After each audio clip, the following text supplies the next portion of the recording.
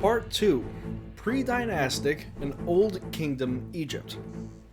We are now exiting the world of myth and entering into the dimly remembered early days of ancient Egypt. Most of the actual law, if you want to call it that we have comes from the New Kingdom some 2,000 years after this, but we're going to need to work our way up to that with some helpful background information and context. The Old Kingdom of Egypt began with a man named Narmer, also called Menes, who was the first pharaoh of both Upper and Lower Egypt in around 3100 BC. Now we need to talk some geography. Upper Egypt is actually southern Egypt. Lower Egypt is really northern Egypt, where the Nile Delta is. Why? Because the Nile flows from south to north, and the Nile is the lifeblood of Egypt. It was and is a constant. In these early times, it would overflow its banks annually, depositing minerals into the surrounding soil, making it extremely fertile. The annual inundation was predictable, and the predictability meant stability and safety, that in conjunction with the weather, which was also constant. The desert, on the other hand, was inhospitable and full of death. These early inhabitants also feared other lands that had to rely on unreliable and unpredictable rains. To those who lived in Kem, what they called Egypt, it was a perfect place of harmony and balance, a harmony and balance represented by the goddess and principles of Maat that I discussed in the last video. These constants constitute a divine order, and it was incumbent upon the future pharaohs to maintain that order. Consequently, ancient Egypt as a whole, not just the Old Kingdom, was a very conservative and somewhat xenophobic society. And for good reason, because you'll see that in time, when divine order is disrupted or there's major change, Egypt collapses. And it happened 3 times. Now, before Narmer, there was no Egypt or unified government or order, but there were people, cities, and many small kingdoms. Anything pre-Narmer is called the Predynastic Period. From about 4000 to 3100 BC, several kingdoms and independent states developed a common culture and slowly coalesced into something resembling a people, even if not politically. It was by and large an agrarian society with a bunch of local rulers. In the Delta, we have the Mahdi culture, which resided in Budo and near Cairo. In the south resided some people called the Naqada culture. Now, in the time period that we're talking about, the latest iteration of the Naqada progeny started developing hieroglyphs and ultimately displaced the Mahdi culture and others. Despite the growing cultural uniformity, though, the north and south division remains something that you're going to see in Egypt until the time of Cleopatra. There's always a ceremonial capital like Memphis in northern Egypt, it's modern-day Cairo, or Thebes in southern Egypt, like modern-day Luxor. Today, we know a lot more about Upper Egypt than Lower Egypt, something that's true for really most of Egyptian history. The reason for that is mainly geography. Upper Egypt, that is southern Egypt, is drier. Lower Egypt, closer to the Delta, has a high water table, so a lot of the archaeological evidence and possible records sunk into the mud and got covered up by silt. We don't have that problem in the south. So in 3100 BC, or thereabouts, in comes Narmer, who was called the first pharaoh of a united Egypt. Narmer was the culmination of the cultural amalgamation and steady imposition of a unified order that took place in the preceding 1,000 years. In the immediate 100 years or so prior to his ascension, Upper Egypt, that is the south, rapidly unified. The unification then spread northward towards the Delta into Lower Egypt. Now, that's not to say that it was peaceful and that the people naturally united, but when unity was imposed on them, they were able to tolerate one another. Now, do you remember the story of Horus defeating Set? That myth represents the unification of both halves of Egypt in its own way. In the myth, Horus won out, and in reality, his physical manifestation on Earth, Hor-Narmer, the fierce catfish of Horus, united the two Egypts. In this way, the pharaoh was considered a god on earth. And you see, that is why there are no written laws. You don't need written laws when you have a literal god living amongst you. Every utterance of the pharaoh itself is a divine decree. Later pharaohs would write down their decrees and edicts, but until then, there were no written law codes like there were in Mesopotamia or Hatti. I think that there's another reason for this, though, and it's a much more practical one. No pharaoh, who himself was a god on earth, would acknowledge the written laws of a prior king. When you look at it that way, it makes much more sense why nobody ever bothered to write anything down, because nobody was going to abide by it after you're dead. So this then begs the question of how do we know anything about what the laws were or how the legal system functioned? It's simple. Ancillary evidence. And that's why this series took me so long to make, because I had to read all these freaking things to glean exactly how the legal system functioned. So we're beginning here with the First Dynasty. Narmer is the king of the First Dynasty, as I said, and just for your knowledge, dynasties are groups of rulers with a common origin, family ties or otherwise.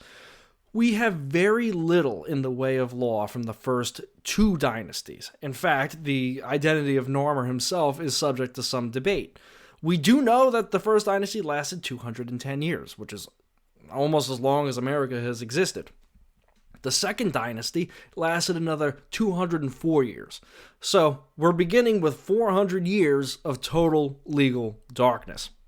We then come to the Third and Fourth Dynasties, which is where we start getting some text that sheds some light on how it is things worked. The Third Dynasty saw pyramid building in its infancy. There was a guy named Djoser who was the first to build something resembling a pyramid. The Fourth Dynasty pharaohs, some of whom you might know, named Sneferu, Khufu, and Khafre, perfected the practice. And despite what Joe Rogan says about aliens having built the pyramids, we know that the earliest kings were buried under mastabas. Djoser then stacked a bunch of them on top of each other, creating a step pyramid. And then Sneferu had the bright idea of just filling in the gaps in between the steps and making it into a big pointy triangle. That is the origin of the pyramid, full stop. Religiously, they were essentially resurrection machines. So Sneferu, the guy who decided that he was going to fill in the gaps in between the steps and create an actual pyramid, had an administrator of the Delta region, Lower Egypt, named Methen. Someone wrote a biography for him. It first says that he became a governor and then was appointed a judge. It doesn't say where. He later became governor of additional provinces as time went on and his career grew. And at the end of his biography is a long list of offices that he held, including field judge. Every time he's mentioned as a judge, he's also mentioned as being the governor of the same province. So it's clear that at least in the Third Dynasty, there was no dedicated judiciary. Judicial power instead rested in the hands of the local government officials, and they would exercise judicial functions alongside their official duties. We know tangentially that these local governors or judges, whatever you want to call them, were grouped into 6 great courts, which is a phrase that you're going to see often. And it's unclear what exactly the great courts entailed. It's more of a ceremonial title when they're used in these sorts of inscriptions. Someone granted judicial powers, including Methen, would also carry the title Judge of Nekhen, or attached to Nekhen, a title which remains constant throughout the entirety of ancient Egypt. One such governor, not Methen, another guy, put something on his tomb wall saying that he never judged 2 brothers in such a way as to deprive his son of his paternal possession. The Fourth Dynasty, to which Sneferu belonged, is also where we have the first will in recorded history. The will was written by Prince Nekhere, son of King Khafre, the pyramid builder. By the time it was written, King Khafre had already reigned for some 24 years, so it's safe to assume that Prince Nekhere was also getting up there in age and thought it prudent to create his last will and testament. Luckily for us, the will has survived in its entirety. What's amazing about it is that in the 5,000 years that have passed since then, wills have really changed little, if at all. His will starts by listing out all of the prince's beneficiaries. It notes in its introduction that he makes the following commands whilst living upon his 2 feet and without ailing in any respect, meaning that he's of sound body and mind. and he assigned, he assigned a town or district, 14 of them, split amongst his 6 beneficiaries. He gave most of them to his wife. So clearly, he was a very rich man. Eventually, Menkaure becomes king. Herodotus, calling him King Mycerinus, son of Khephren, called him the most just pharaoh in all of Egyptian history, always ensuring justice was done, so much so that even in 500 BC, the Egyptians were worshipping his fairness and mentioning his name. He was said to have heard cases, and in cases where people lost but had good intentions, he would give them rewards out of his own estate, almost as consolation prizes. And there's really no reason not to believe Herodotus' report, because how else would he know about this thousands of years after the fact? The 4th dynasty also gives us another post-mortem instruction document. It's drafted during Menkaure's reign by an unnamed official. In addition to having your last will and testament, you also needed to provide for your tomb after you passed away. It wasn't enough just to build a tomb like you would purchase a burial plot in a cemetery today. These days, we generally believe that the body becomes useless upon death and that the spirit, depending on your religious persuasion of course, ascends to some glorious or fiery eternal resting place, the body and the spirit being distinct and divisible entities upon death. In ancient Egypt, you still had the division between the body and the spirit, but the spirit had multiple aspects. The Ba is your personality, for lack of a better term, and the Ka is your body double. It's the essence of life. Your Ba is depicted as having wings, but it has your face, so just imagine yourself as a bird with your human head. And it's mobile. The wings represent mobility, so the Ba is able to glide between the two worlds and generally will return to the body, the mummified body, at night until resurrection. The Ka is attached to the body. What's important for our purposes is that the Ka and the Ba need the preserved or mummified body in order to persist, and as such, they need sustenance. How do you obtain sustenance when you're dead? You endow your tomb with funds to employ tomb keepers, priests, workers, whoever, to supply offerings to your body and, in that way, your spirit. This is a hereditary position, so these tomb workers would pass down the tomb keeping from generation to generation to generation, so long as the endowment persisted, or at least that was the idea. So what we have here is essentially a contract between the living person at that time and those who he's contracting to upkeep his tomb for the rest of eternity. In this case of this unnamed official, King Menkaure provided an endowment to the official, who he clearly liked in some capacity, to operate the official's tomb, and the endowment consisted of entire towns. The introduction to the document, this contract, whatever you want to call it, sets forth the endowment made by King Menkaure. Then there are some interesting provisions, or at least I think they're interesting. The official says that his beneficiaries of his actual estate are not to touch any piece of the endowment that is intended to fund his tomb. Furthermore, the mortuary priest's interest in the endowment is transferable to others, but is otherwise inalienable, except to allow it to pass to their children, as I noted earlier. If any priest violated any provision of the endowment, the property intended to fund the endowment would be taken from him. There is also a clause which is kind of difficult to make out, but it appears to say that if a mortuary priest sues another mortuary priest who has failed to comply with the endowment, that the suing priest, the plaintiff, would have the endowment stripped from him and transferred to the defendant priest. What this provision does is it effectively renders a lawsuit over the endowment fruitless, so the endowment is immune from lawsuits in perpetuity.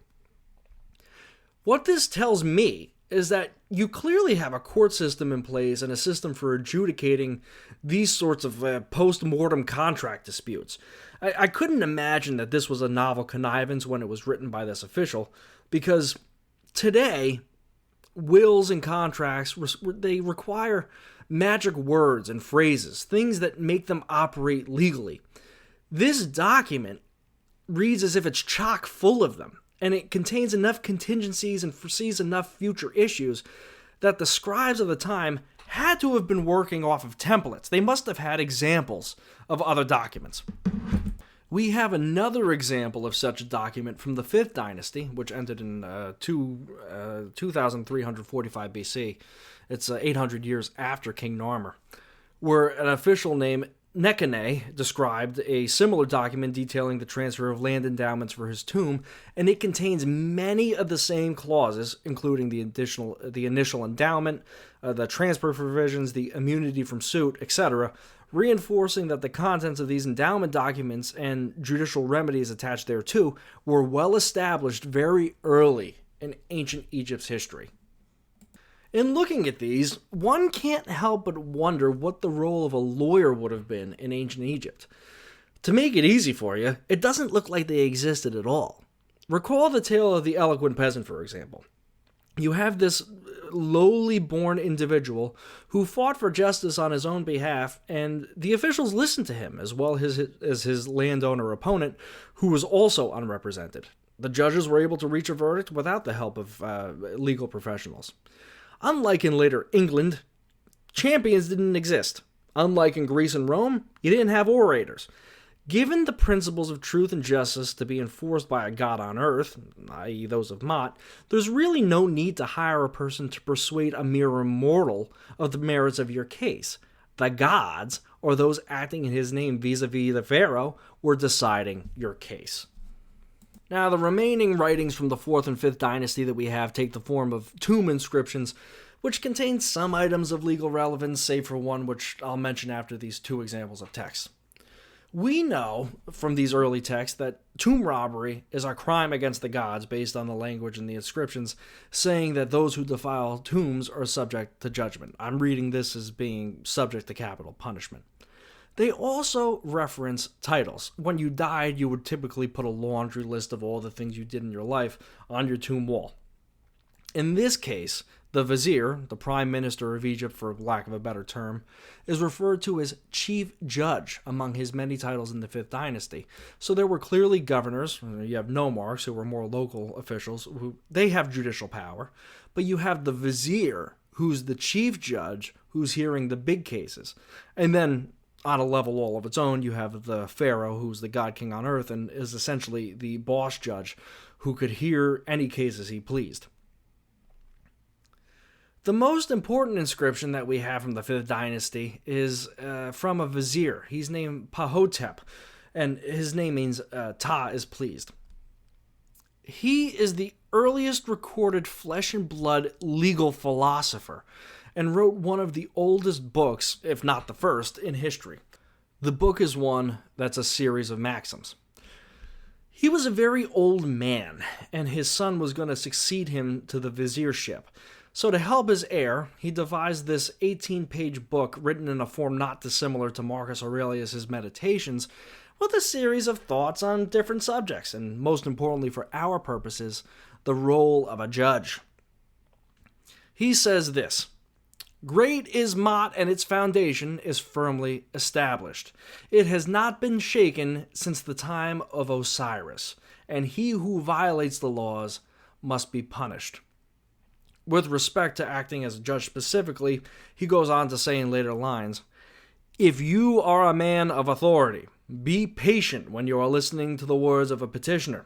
Do not dismiss him until he has completely unburdened himself. A man who has been wronged desires to express his frustrations, even more so than the accomplishment of justice for which he came. But concerning him who dismisses petitioners, men say, 'Why did he ever reject it?' Not everything about which he has petitioned will be done, but a sympathetic hearing is a means of calming the heart." Stated differently, the opportunity for someone to have their day in court sometimes means more than actually getting what it is they were seeking from the lawsuit. Now, the lines are full of wisdom. I encourage you to read. There's copies of translations online. But my favorite line from the entire thing has nothing to do with the law. It says, "If you desire friendship and enter the house of another, stay away from the women therein, as no good ever comes of such things." He truly was a wise man.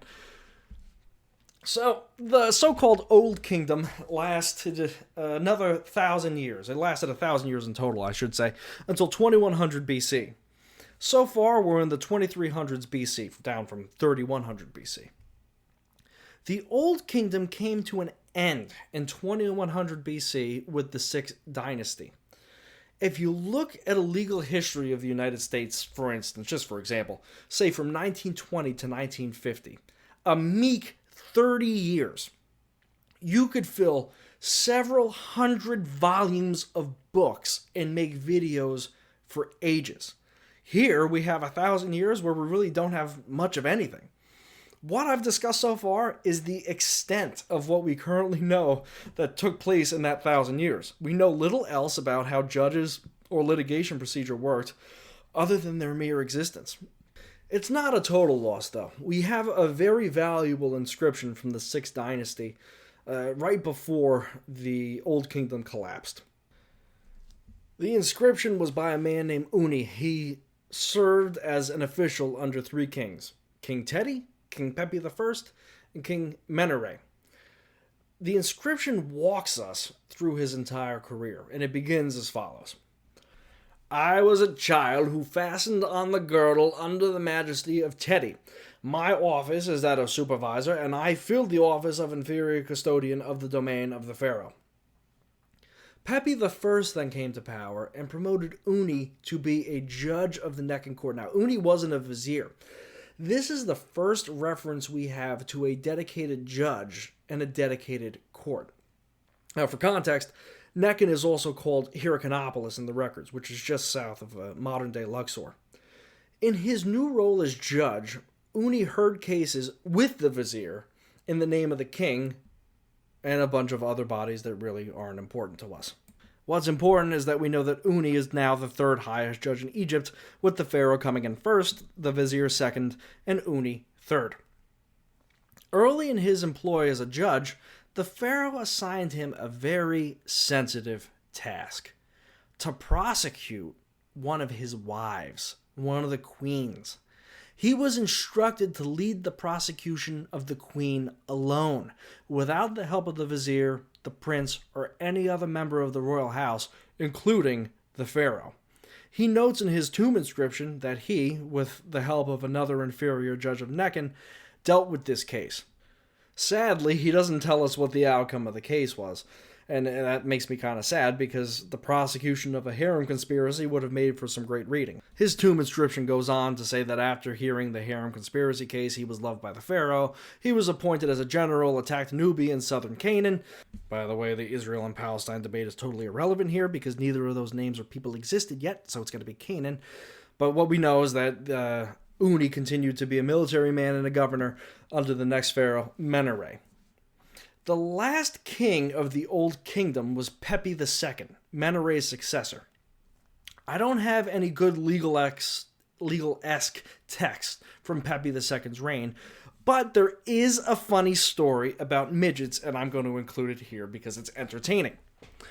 Pepi II ruled for a long time, as long as 90 years, so he necessarily came to power as a child. One of the officials attached to the household of his father was named Harkuf. Harkuf made several journeys south to Nubia in a land called Punt, under the rule of Menere, and in the early days of Pepi II's rule. Pepi ruling as a child, of course. At some point, baby Pharaoh Pepi II heard about a dancing dwarf in Punt and instructed Harkuf to bring it back to him in the following letter. We have a copy of the letter. "Come northward to the court immediately. Thou shalt bring this dwarf with thee, which thou bringest living, prosperous and healthy from the land of spirits, for the dances of the god to rejoice and gladden the heart of the king of Upper and Lower Egypt, who lives forever.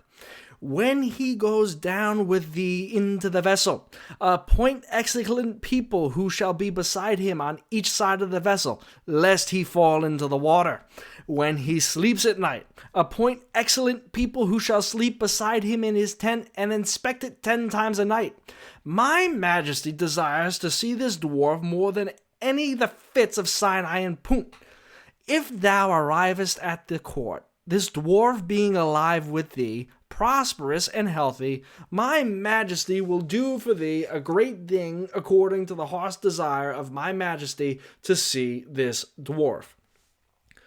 As it turns out, Harkuf did bring the dwarf, and the baby king was so happy that Harkuf, probably in the same way that a parent keeps his child's kindergarten letters and notes, had the story inscribed on his tomb wall. Now we return to the historical timeline. As I said earlier, Pepi II lived and ruled for what some say to have been for 90 years. Others say 64, but it's still a lot of years. Let us now engage in a thought exercise. If you take a look at the American ruling political class, tell me if you see any of them leading anybody into battle. Mitch? Chuck? Well, you're not inspired? Neither were the Egyptians under Pepi II. In a cascade of events that surprises absolutely nobody in hindsight, Egypt's military might atrophied and the Old Kingdom collapsed a short time later, ushering in the First Intermediate Period. Do you remember all the nonsense about divine order and mod I was talking about earlier? This is the undoing of all of that.